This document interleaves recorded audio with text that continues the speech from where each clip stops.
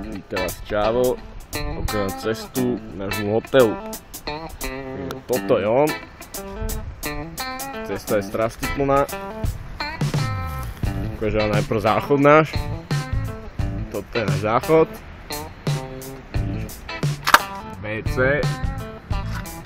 Dvere do chajdy, ale tak tie máme zatvorené.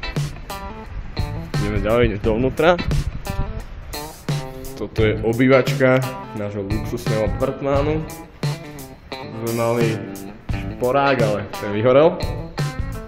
Takže sme si tu spravili takéto pohodlíčko. Sú dvere do balkónu, okná. Tu bola televízia, ale ocino sa nahneval a skopol ju von. Takže tu teraz spím. Vlastne spíme tam celá rodina.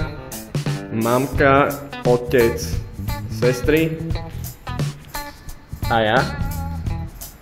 Tu nás sme mali ladničku, no ale tá, ako vidíte, sa premenila na hada. Takže vás zoberiem na balkón. Toto je cesta na balkón. Luxusná terasa. Výhľad na more.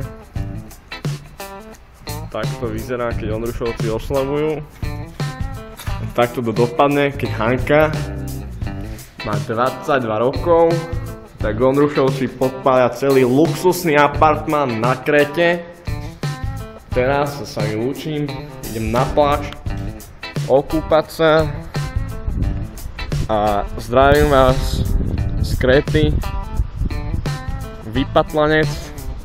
Toto je ešte naša luxusná jedáleň a idem luxusnou cestičkou na pláž. A zdravím vás, robte dobre, modlite sa rúženec a lúčim sa s vami s pohľadom na more.